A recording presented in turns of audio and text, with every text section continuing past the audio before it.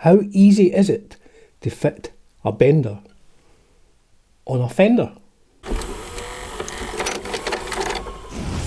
Hi there folks, welcome to Dunzee's Guitar World. Welcome to my first video of 2026. So that's what we're doing today. We're looking at how easy it was to fit a bender on a Fender. So before we even start, I will say I have a bit of an issue with my eye at the moment. So I will be trying very hard not to focus my video on my gammy eye in case I scare the children in the room. So in this video, I will be telling you a little bit about the B and G bender. I'll be telling you where I got it, how much it cost, how easy it was to fit, and maybe the most important thing, how easy is it to use?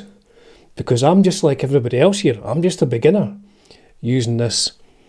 So yes, that's what's in today's video, fitting a B-G bender on a Fender. What it sounds like, what it does, how easy is it, and really what do I think of it? So let's roll the camera and look at what I had to do. So here it is, the Certano T-Bender. Let's see what's in the packaging. Oh, it's very well made, very well packaged as well.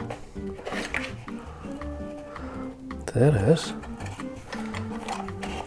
Oh, look at that, pretty neat, weighty as well. Designed in collaboration with David Certano, exclusively manufactured, distributed by All Parts Music. It's a nice looking bit of kit. So I'm going to put it in my blue floral Telecaster, made in Japan Telecaster. First thing I need to do, get the strings off.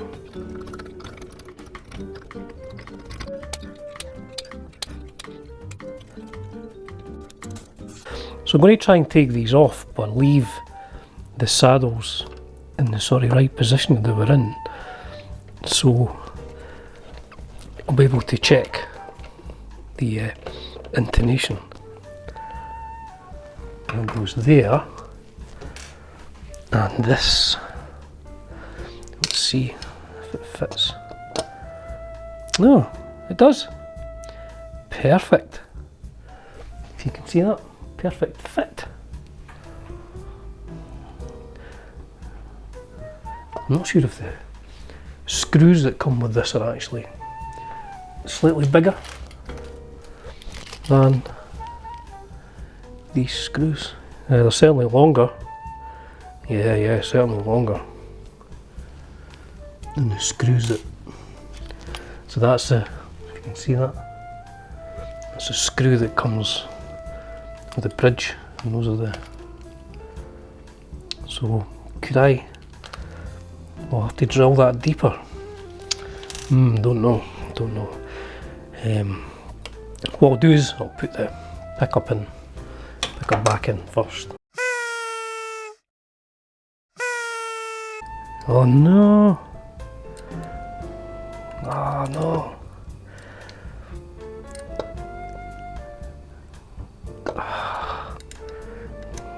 Oh, I knew there'd be something. The hole's not big enough for the screw.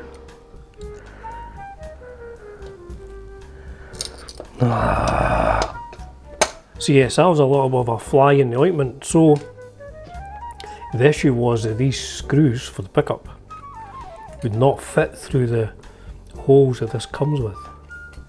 So I've had to employ the use of a 4mm drill bit. Very easy actually, and there's not really that much come out, but a little bit nerve-wracking, I have to be honest, given how much this bridge cost. But there you go. So yes, I'll get rid of all these little bits. I don't want to scratch my guitar. So these pickup screws will now go through there. I'm not sure if just because it's a made in Japan guitar, if this could focus, see if I can focus on that. Because it's a made in Japan guitar, these screws are bigger. don't know, maybe a normal Fender US ones would fit, but these holes were definitely too small.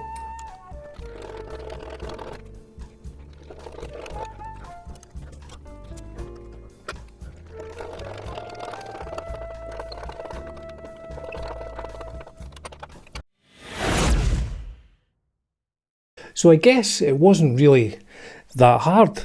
Like I said in the video, I'm not sure if the holes for the pickup screws are normal USA size. This is a Japanese made Telecaster. Could be that the pickup screws are slightly larger on the Japanese pickups. I'm not entirely sure, but overall it was easy enough to fit. Now as to tuning and setup, this is very, very quick. So there's 3 of these on each of the paddles for the G string and the B string. The one at the back, I believe, is just for setting the height of that. The one at the front is for locking it down once you get in position, and the one in the middle is for tuning, I guess, the most important one. So you just tune your B string. I'll just do it on the B string as normally, just a normal. But thereafter, you need to make sure when you've got the B string lever all the way down, that the B string has gone up to a C sharp. So you can just do that on your tuner. I just did on my tuner there. Or I guess you can do it by ear. You could just play like a C sharp, second fret of the B string, and then push this all down. It should be the same note. So it goes back from B to C sharp. Now the G string for me is just going up a semitone. So with that one, I guess you just tune your G string as normal, and then make sure when the bar is fully depressed, that fully depressed, just the first of the year, I don't mean sad, but when it's fully down, that G becomes a G sharp. So it'd be going from. So what that does with the G, it takes a major chord from. I mean, that's lovely.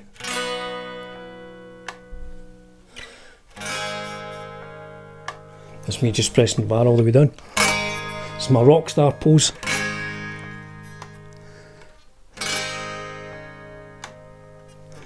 Now, I've not really been using the G, but the B, when you do this, when I play like this E sort of chord here,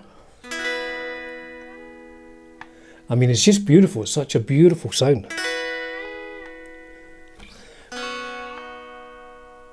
So that is a very quick look at how you set one of these up.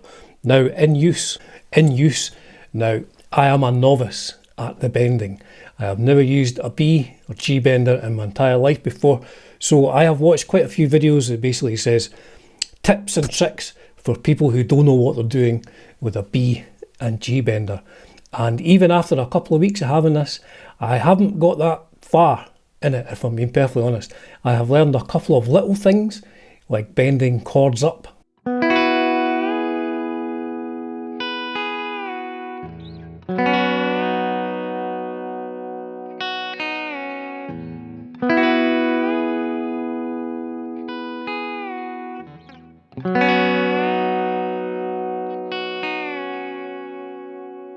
So using the B bender, yeah, when I'm putting like a few chords together, it sounds fantastic, especially bending the last note in this chord sequence, the D minor, like up to a D. Sounds lovely.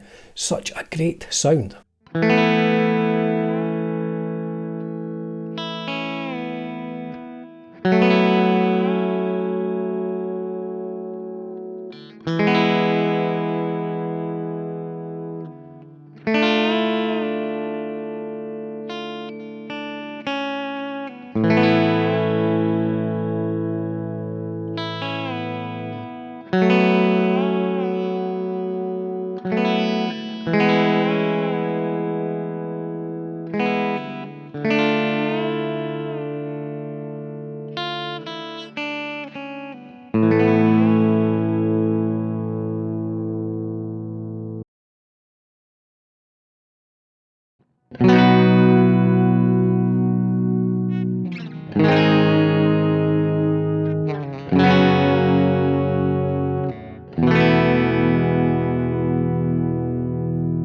Now there is a lot of very, very tricky stuff you can do with these benders.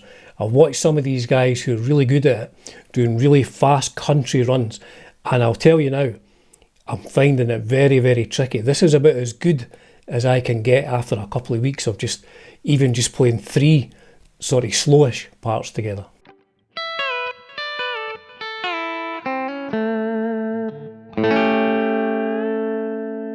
That's probably about as good as I was at playing the actual guitar after a couple of weeks, way back when, in whenever it was, 1980 or something like that. But I'm going to stick with it because it's just great. It really adds something to chords, and clean with reverb and delay and stuff like that. I'm going to persevere with it. I don't think I'll ever master the fast country chicken picking. I don't think I'm ever going to master that. But I think it's going to add something to tunes. Just here and there, you know, just like a chord, or sort of, I don't know, a watery sounding, reverby type of chord. I guess I'm going to stick with it. So, is there anything which I think could be changed on this to make it better, or anything which I'm really finding difficult in terms of the actual manufacture of the thing itself? So I will preface this by saying I am unbelievably impressed by how well made this is. It's just incredible for what it is. I got this for, I think, £170. It was reduced by 33% on the website I bought it from just before Christmas. So for £170, I mean, it's not exactly cheap, but compared to the 250 or 60 there normally is, for that amount of money, getting an entire bridge with these levers and everything on it is just brilliant. It's so well manufactured. However, and I did watch one video of somebody saying the same thing, I found these loosen very easily in terms of once you've used this a few times.